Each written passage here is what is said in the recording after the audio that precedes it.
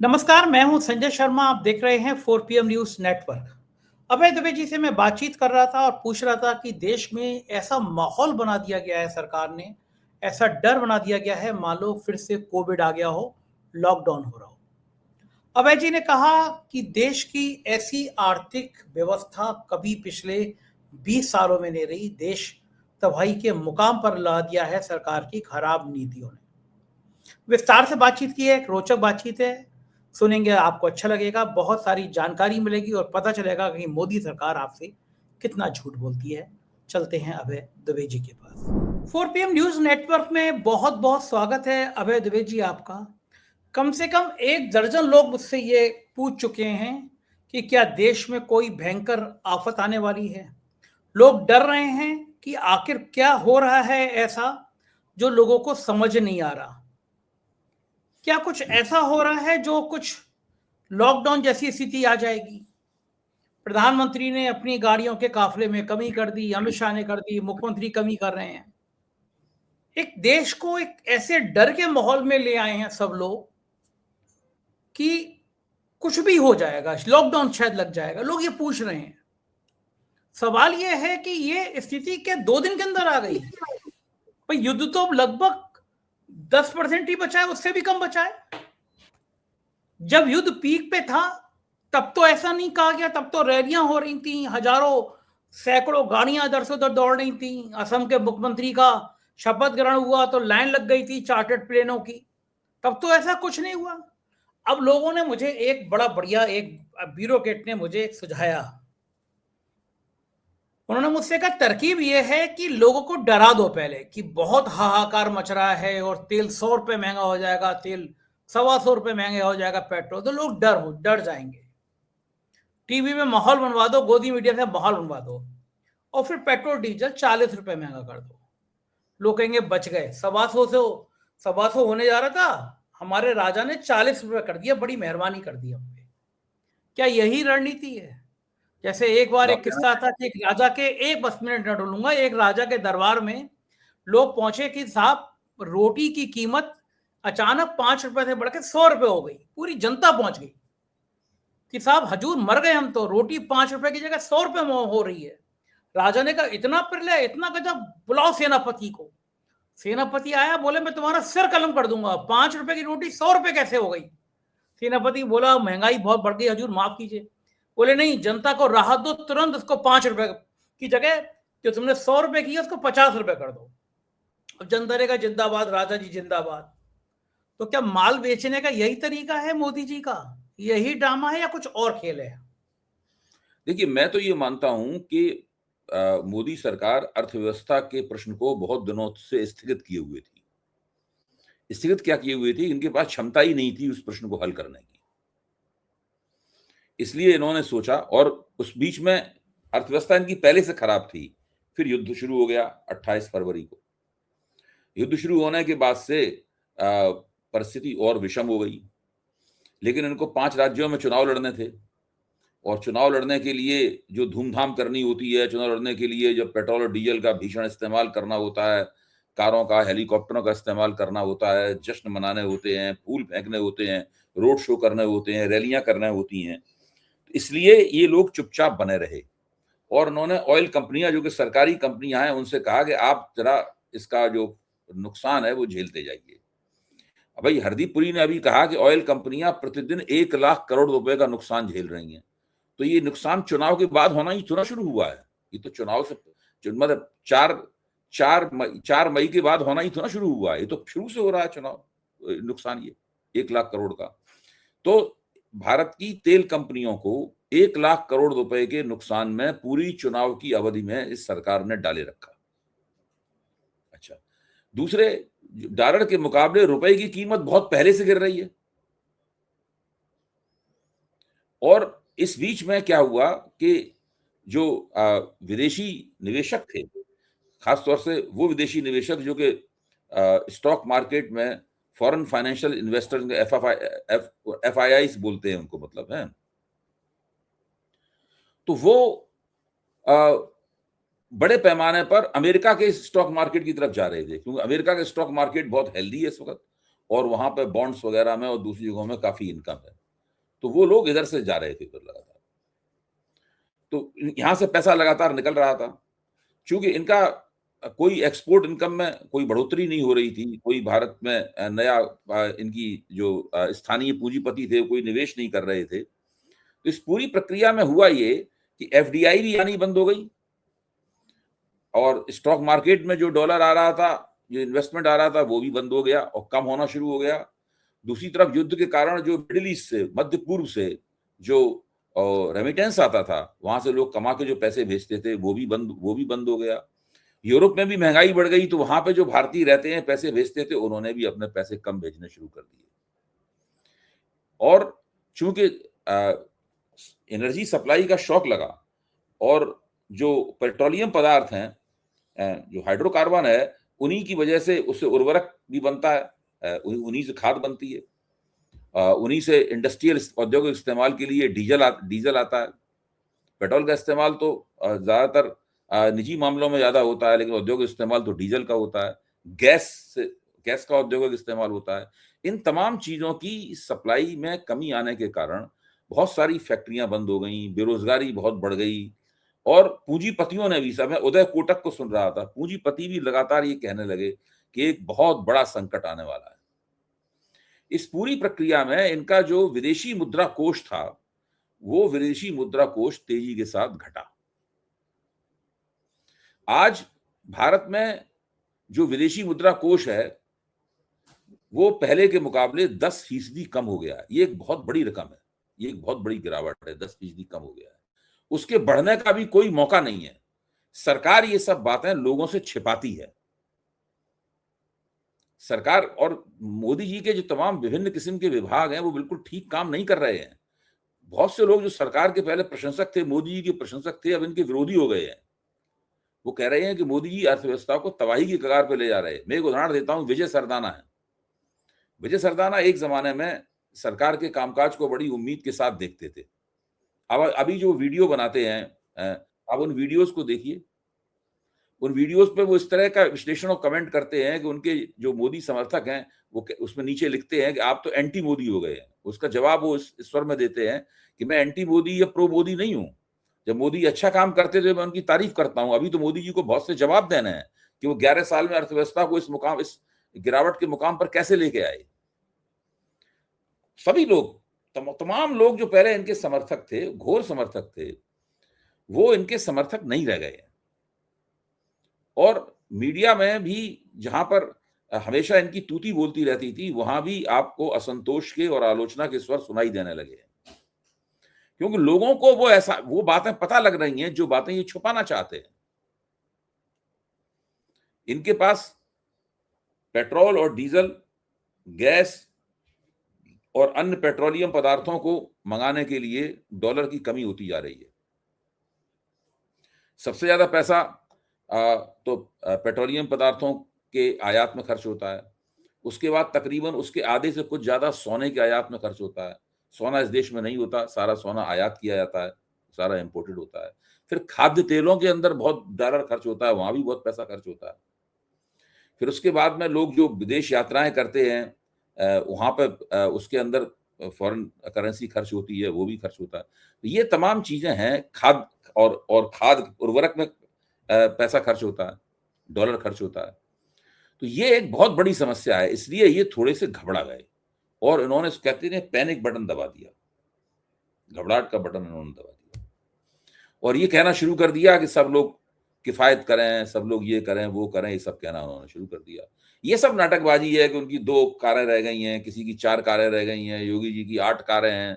आप देखिए ना, इसमें प्रधानमंत्री की 2 कारें हैं, गृह मंत्री की 4 कारें हैं, योगी जी की 8 कारें हैं। इसमें कोई पैटर्न है? कोई आप बताइए, इसमें कोई पैटर्न है क्या? हाँ है, योगी जी होने वाले प्रधानमंत्री हैं, अमित शाह नंबर 2 पे है, मोदी जाने वाले हैं, ये पैटर्न है। हाँ हाँ, ये पैटर्न आप खोज सकते हैं इसके अंदर। लेकिन मैं बता रहा हूं कि अगर इनको वास्तव में बहुत किफायतशारी करनी थी, तो इनको पहले से योजना बनाकर सरकार में एक एडवाइजरी देनी चाहिए थी कि सब लोग इस तरीके से बचत करें। ऐसा उन्होंने कुछ नहीं किया। ये केवल दिखावे के लिए ये सब काम किया जा रहा है। सब कुछ कर लिया, जीत के सारे जश्न मना लिए, सोमनाथ मंदिर जाके हर तरह की उपासना कर ली, उससे पहले एक बहुत बड़ा रोड शो भी कर लिया, सब कुछ कर लिया। उसके बाद में अब लोगों के सामने किफायत का ड्रामा करते हुए दिख रहे। तो मैं इससे तो कोई प्रभावित नहीं हूं। असली समस्या इनकी ये है कि आर्थिक मसला इनके हाथ से पूरी तरीके से निकल गया है। सोने की आयात को और महंगा बनाने के लिए उन्होंने कल रात को 12 बजे सोने का आयात शुल्क बढ़ा दिया, इंपोर्ट ड्यूटी बढ़ा दी। उससे एक ही रात में सोना 11,000 रुपए महंगा हो गया। 24 कैरेट का सोना जो है वो 11,000 रुपए एक ही रात में बढ़ गया। तो ये सब जो वो कर रहे हैं, और इनके जो चमचे बुद्धिजीवी हैं वो उन सब ने अखबारों में लिखना शुरू कर दिया, यही समय है सोना कम खरीदने का। अरे भाई, क्या तर्क है इस बात का? यही क्यों समय है सोना कम खरीदने का? अब सरकार सोने को महंगा कर रही है।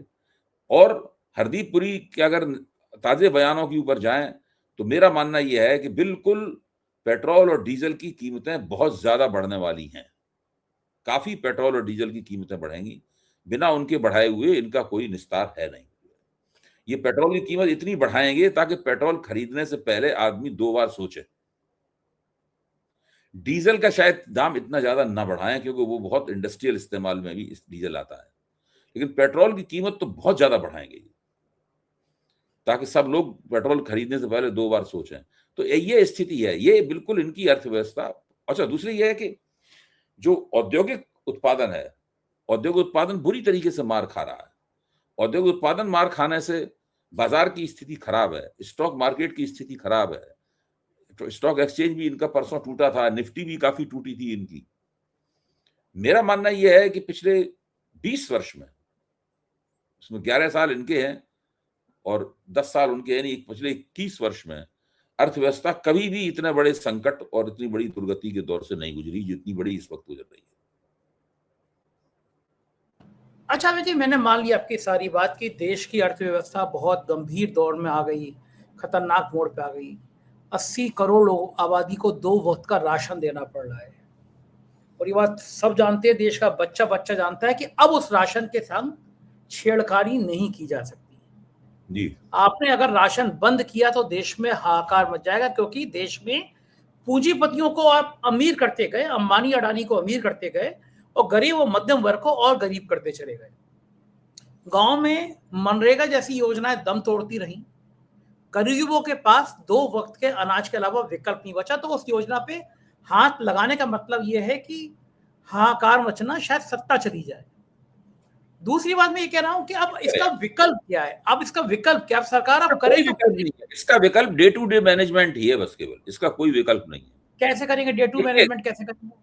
बस यही है कि जैसे जब आपके सामने बहुत दिक्कत होती है तब आप आगे के बारे में नहीं सोचते, तो आप सोचते हैं भाई आज की रोटी का इंतजाम कैसे कर लिया जाए, कल फिर भूख लगेगी फिर सोचेंगे, आज तो पेट भरा जाए। ये लोग इस स्थिति में आ गए हैं। प्रोफेसर अरुण कुमार का कहना यह है कि ये महीने 2 महीने में ही देश में हाहाकार मच सकता है। तो मैंने उनसे यही सवाल पूछा था जो आपने मुझसे पूछा है, तो सरकार इसको कैसे प्रबंधित करेगी? उन्होंने ये सरकार पूरी तरीके से मुगालते में है, वो सोचती है हम काम चला लेंगे, लेकिन काम चलने वाला है नहीं। अब देखिए, रुपए का काम रुपए से चलता है, ये एकमात्र ऐसी चीज है, इसका कोई विकल्प नहीं होता है। पेट्रोल का कोई विकल्प नहीं है, डीजल का कोई विकल्प नहीं है, गैस का कोई विकल्प नहीं है, किसानों के लिए खाद का कोई विकल्प नहीं है। सोने का विकल्प हो सकता है, सोना लोग नहीं खरीदें, सोने का विकल्प हो सकता है। बस सोना ही एकमात्र ऐसी चीज है जिसके आयात को महंगा करके ये लोग उसमें डॉलर कम खर्च करने की कोशिश कर सकते हैं। बाकी और सब चीजों में तो उन्हें डॉलर खर्च करना ही पड़ेगा। किसान कोई अपने खेत में जानबूझ के ज्यादा खाद थोड़ा डालता है। तो इनकी स्थिति बहुत खराब है। ये अबे जी 5 महीने बचे हैं, साल आएगी। संजय जी, ये केवल मीडिया पे कब्जा कर रखा है, मीडिया इनसे सवाल नहीं पूछ रहा, इनके गिरेबान को पकड़ के झकझोर नहीं रहा है। इसका इनको फायदा है, इसकी वजह से ये बचे हुए हैं, मैं बताऊं आपको। वरना ये अभी अगर मीडिया इनके कब्जे में नहीं होता और मीडिया भी सवाल इनसे पूछ रहा होता, ये लोग इधर उधर कोनों में छुपे होते दुम दबा के, कुछ समझ में नहीं आ रहा होता इनको क्या करें क्या ना करें। ये सब जो नाटकबाजी हो रही है कि हम 2 कारों में चल रहे हैं, आगे वाली कार रेंज रोवर है और पीछे वाली कार टोयोटा है, हैं? आदाबाजी देखिए, प्रधानमंत्री काली कारों में चलते हैं, गृह मंत्री बिल्कुल सफेद कारों में चलते हैं। मैंने तो पहली बार महसूस किया जब टीवी पे दिखाया जा रहा तो था। पता नहीं कि योगी जी अपनी गाड़ी का भगवा नहीं कराते, उनको भगवा कलर करा लेना चाहिए। पेंट में कितने पैसे लगते हैं? डेंट पेंट ही तो कराना होता है। डेंट भी नहीं कराना, पेंट कराना होता है। कुछ नहीं, वो तो जो कार बनाने वाली कंपनियां उनको आदेश देंगे कि भगवा कार पेंट करके भेजो। मैं कई बार सोच रहा था कि योगी जी को करना चाहिए, खुद भगवा गाड़ी में चले, पुलिस की सब गाड़ियों का रंग भगवा कर दें। कितना अच्छा लगेगा कि जो गाड़ी चल रही हो, जो भगवा कलर की नहीं हो, उस पर टैक्स ज्यादा कर दें, हाँ, ये सब कर सकते हैं वो। है ना? और मैं तो ये मानता हूं कि जिस दिन इनकी मर्जी का शासन, अभी भी इनकी मर्जी का शासन नहीं स्थापित हुआ देश में, अभी भी काफी कमियां हैं इनके हिसाब से। जिस दिन इनकी मर्जी का शासन स्थापित होगा उस दिन इसी प्रकार के आदेश भी निकला करेंगे। हाँ, हर तब इस घर में गाड़ी जहाँ पुलिस जाएगी, हर घर में पुलिस जाएगी कि सवेरे उठ के ये आदमी ठीक से कीर्तन है, भजन कर रहा है कि नहीं कर रहा है, अंडे तो नहीं खा रहा मंगलवार को। शाम के समय इसने वंदे मातरम किया कि नहीं किया। आपसे उस दिन की डाइट पूछी जाएगी कि आप अपना डाइट दे दीजिए, भाई आज आप क्या खाएंगे, महीने भर में आपका डाइट प्लान क्या है, चोटी रखी है नहीं रखी है, जनेऊ पहना है नहीं पहना है। वो सारी सारी ये सब होगा। आप देखिए ना, असम में मुख्यमंत्री ने शपथ ली, हमारा पहला काम सनातन की रक्षा करना है। इनके बिना सनातन खत्म हो जा रहा था जैसे। आप इस तरह की बातें करते हैं और ये कह के इतने संतोष के साथ हंसते मुस्कुराते हैं जैसे कि इन्होंने कोई बड़ा भारी तीर मार लिया हो, बड़ी योग्यता की बात कर ली हो, देश का इससे अचानक भला हो गया हो। सनातन से ये बुरा हो गया। आजकल सोशल मीडिया पे एक भयंकर विवाद चल रहा है। राजकुमार भाटी ने उनकी लाइन को काट के एक लाइन को जोड़कर कर दिया और पूरे सब लोग जुट गए कि ब्राह्मण समाज का अपमान हो गया, ब्राह्मण समाज का अपमान हो गया। भाटी ने हालांकि भाटी ने कहा भी मेरा मतलब ये नहीं था, पूरी लाइन सुनाई कि किस तरह उनके सहपाठी पिछड़ी जातियों को लेकर, गुर्जर समाज को लेकर अपमानित करते थे, तो बदले में ये दोहा सुनाने को कहा गया, लेकिन वो लाइन काट दी गई।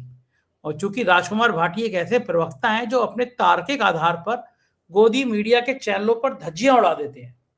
मैं तो मानता हूं कि समाजवादी पार्टी के सबसे योग्य प्रवक्ताओं में से हैं, पढ़े लिखे हैं, विद्वान हैं, और उनको इस तरह परेशान किया जा रहा है। अब क्या ब्राह्मणों में कुछ, एक बार वो मनोज वाजपेयी जी की पिक्चर आई थी घूसखोर पंडित, उस पर विवाद खड़ा हो गया, लेकिन स्वामी शंकराचार्य के चेलों की चोटी पकड़ पकड़ कर मारा गया, उसमें आज तक पंडितों को गुस्सा नहीं आया, उस पर अभी तक अभियान नहीं चला। सरकार ये मानती है कि हमने धार्मिक जो जगत था उसको कैप्चर कर लिया है। सरकार ने कई चीजों को मानती है उसने कैप्चर कर लिया, और है भी, कैप्चर है भी। मीडिया कैप्चर्ड पूरी तरीके से, चुनाव आयोग कैप्चर्ड।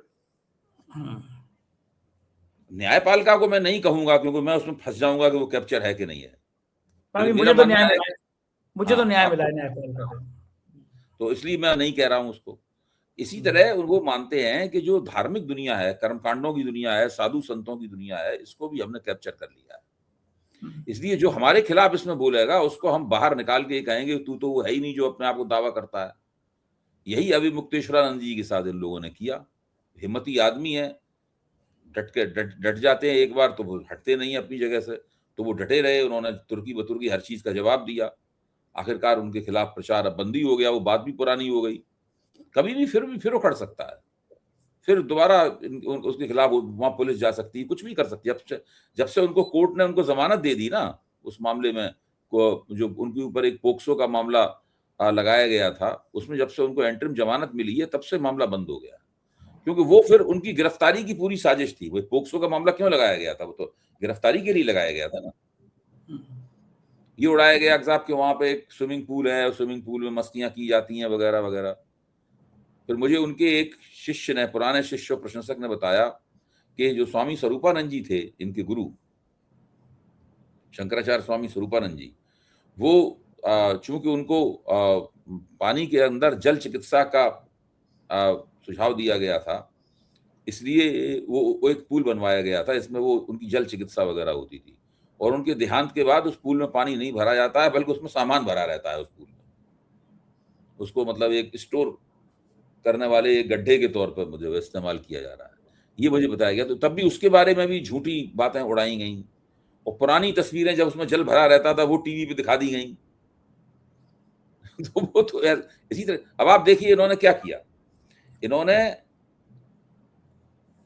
फर्जीवाड़े का सहारा लेकर इन्होंने एक फेक न्यूज बनाई कि 1967 में इंदिरा गांधी ने ये अपील की थी कि लोग ये सब चीजें ना खरीदें, और हिंदू अखबार को लेके उसमें वो खबर लगा के और उसको उसका एक वो बना के चित्र बना के सब जगह इनकी आईटी सेल ने चलाया। हिंदू अखबार ने स्वयं ही खंडन कर दिया है कि वो फेक न्यूज है, हमने ऐसी कोई खबर नहीं छापी थी 1967 में। भाजपा तो के ये कुछ सांसदों ने लिखा, ट्वीट किया उस खबर को। अब बताइए, आप अब भ्रम आप भ्रम सोचिए, फैलाने के आरोप में आप उनका सोचिए सस्पेंड किस अकाउंट नहीं तरह होना आप चाहिए। सोचिए कि किस तरह के लोग हैं, कुछ भी कर सकते हैं अपनी राजनीतिक गोटी लाल करने के लिए, कुछ भी कर सकते हैं। ये मरे हुए इंसान को जिंदा घोषित कर सकते हैं और जिंदा इंसान को मरा हुआ घोषित कर सकते हैं। बाद में जब पकड़ जाएंगे तो कहीं ही कर देंगे, चुप हो जाएंगे, नई साजिश के बारे में सोचने लगेंगे। जो भाजपा का डर्टी ट्रिक डिपार्टमेंट है ना, कांग्रेस के पास भी एक डर्टी ट्रिक डिपार्टमेंट हुआ करता था एक जमाने में, वो तो अब तो ऐसा लगता है कि वो उसका चेला है, भाजपा के डर्टी ट्रिक डिपार्टमेंट का वो चेला होगा। तो ये बात आम जनता को क्यों नहीं समझ में आती कि ये लोग इस तरह गुमराह करते हैं, धोखा देते हैं, तो वो थोड़ा सा उसके अंदर चेतना विकसित हो, समझ आइए सब। आप संजय जी ये भी देखिए ना कि इनको कितने वोट मिलते हैं लोकसभा में। भाई इनको आज तक 40% वोट नहीं मिले इनको, करीबन 63% वोट तो इनके खिलाफ पड़ता है। 63% वोट जो है वो गैर भाजपा पार्टियों को मिलता है। तो आप इससे अंदाजा लगाइए कि बहुत ये इतना प्रपंच करने के बावजूद भी देश की जनता का बड़ा हिस्सा इनके साथ नहीं है। आज तक इनको 50% से ऊपर या 40% से भी ऊपर वोट आज तक नहीं मिल पाया इनको, भाजपा को। ये जो अपने खिलाफ वोट हैं उन वोटों के बिखर जाने के कारण ये सत्ता प्राप्त करते हैं। तरह तरह की इन्होंने तिकड़में कर रखी हैं, हम और आप जानते हैं वो तिकड़में क्या है। तो ये जो है सच है, अर्थव्यवस्था का सच है, बाकी चीजें सच हैं। क्या ये अगर गोदी मीडिया के चैनल इनके काबू में रहेंगे तो क्या जनता तक ये पहुंचेगा नहीं, या जनता जागृत होगी नहीं? ये एक ऐसा सच है जिसको अब बहुत देर तक ये तिकड़म के जरिए छुपा नहीं सकते, वो निकल के आएगा ही आएगा। भाई जब इनको डीजल की कीमत दाम बढ़ाने पड़ेंगे, पेट्रोल के दाम बढ़ाने पड़ेंगे, गैस के दाम बढ़ाने पड़ेंगे, तो वो तो उससे महंगाई बढ़ेगी, हर चीज महंगी होगी।